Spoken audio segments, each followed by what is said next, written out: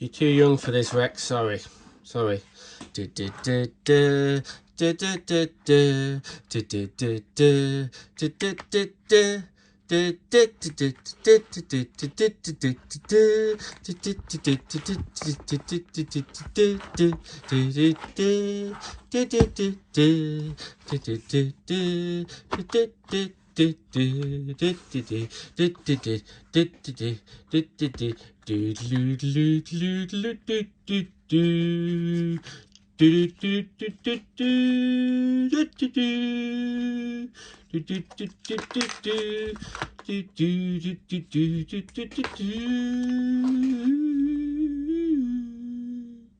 you see what I did there with the striptease?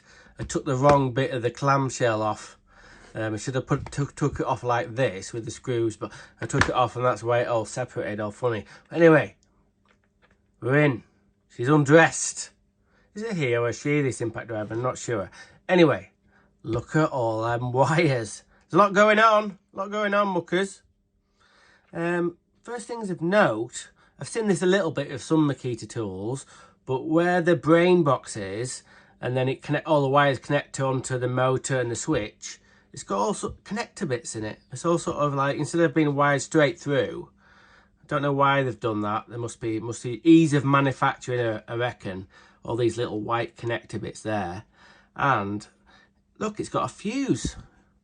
30? Is that a 30 amp fuse? Don't know. Anyway, look how big the brain box is. Let's just get this split apart a little bit.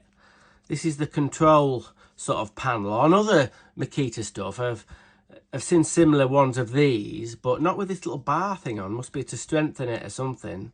Not seen that before. It's quite interesting. But we'll get this stripped down a little bit more. Look at the size of the brain box. I've taken some pictures so I know how to put it all back together again, hopefully.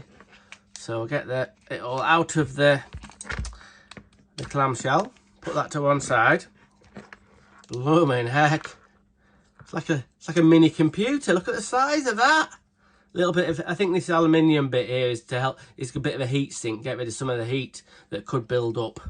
But blooming heck, it takes up, no wonder the bottom of the actual impact driver is so chunky. Other things of note I like, the big power cables that go to the motor, they're quite chunky, quite like that. And the motor is really quite small. It needs a bit of a clean up there. But yeah, I don't know if this bit, yeah, this bit will come out, I think. Yeah, tiny little motor, tiny little brushless motor there. Needs a little bit of a scrub up, but it's okay. All that power from this. Anyway, so that's that bit. The switch, it's good to see the old on switch there in a lot of Makita, top-end Makita tools. They've been using this on switch for years and years and years. It's got a little sort of rubber boot there. Stop muck getting into it. So that's okay.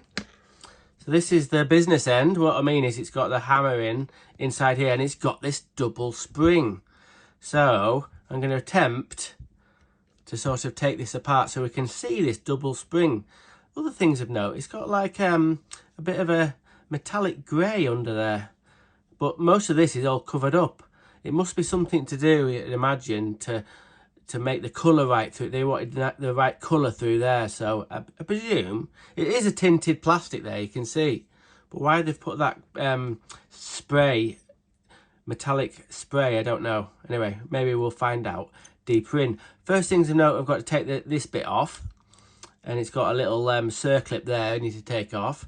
And then this bit should come off. And then hopefully I'll be able to screw that out and see inside it. Okay, see you in a minute. Right, let's get in there like swimwear. Who's heard that saying? Anyway, I've got this loose.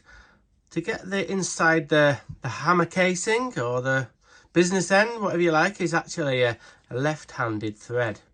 So don't get that wrong. Don't try and sort of like loosen it like righty-tighty, lefty-loosey. It's the other way around. Anyway, managed to get it split. So we'll have a look for world's first. Could be the world's first. I know you've seen them. You might have seen them Makita sort of like adverts with the animation doodah. So, but I know I've not seen a bloody video with the inside of this. So it's exciting, isn't it? It's exciting. Okay. So these are the planetary gears. If you can get it to bloody focus. So we'll lift that out. Without them fucking dropping everywhere. Right. Okay. So that's part of the planetary gears. Put that in there. No, hang on, that goes like that. First thing of note, it's a lovely piece, isn't it? Look, it's got a little O-ring. Must be to stop dirt ingress. That's a good little feature. Not sure what these are for. It's got two flats so you can take it apart like I've done. So this is the anvil. I nearly said hammer, but the other bit's the hammer. Quite a chunky anvil. And as I'm not going to take this bit apart anymore, muckers, because, well, can't be bothered. Anyway, you can see the two springs. Actually, I tell a lie, there's actually 3 springs. This is the outer spring here, and then the inner spring, which is in there, is in 2 halves for some reason. So there's actually 3 springs in there. Now, what are they supposed to do? Well, apparently they help with the vibration, and also it softens the sort of like that clickety clickety clickety when it spins round the 2 springs. Apparently they're 2 different hardnesses of metal in there. Now, when I've used this, it doesn't sound really that noisy. I thought it's going to be the same, doesn't matter how many springs they put on. But I think this impact driver, compared to other ones I've used, is slightly quieter, which is always good because they're bloody annoying impact drivers, especially if you're running them all day. But I think it's slightly quieter, and also I think there's slightly less vibration. Other things of note, this is a lovely piece, isn't it? This is all sort of like powdered steel cogs here, and this is I don't know what sure about that. It's could be sort of like cast steel, that bit, and this bit here, I'm not sure if that's powdered steel or cast steel, but it's got some lovely milling on there. It's a lovely piece, that. Obviously, with having a big spring, they've actually taken some of the sort of like the weight of the hammer off this bit of it. I'm not doing the compare and contrasting, but this is the hammer off an 18-volt Makita impact driver. You can see how thick that bit is there. It's only got obviously the 1 spring in there. And also things of interest, this one here. Now this guts of this machine is off, if you find it, is off one of these. Is the Makita DTD, I think it's, I can't see, I think it's 152. This is this impact driver is not very good really, but they still manufacture it. It's kind of mid-range, old now, sort of a brushed thing. So I'm not going to say these two are the same, but yeah, it's going to be better, isn't it? Because this one's got 3 cogs and that one's got 2.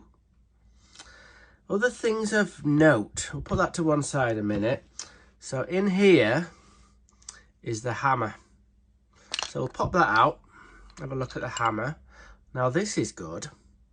This has got 2 O-rings in there, sort of. I think this has got an, I don't know what IP rating this is, but this is slightly waterproof compared to other Makita impact drivers. So to make it waterproof, they've obviously sealed as much up as they can by putting 2 O-rings there. And they've got a very lovely bearing in there. Absolutely lovely bearing. Look at lovely thick bearing.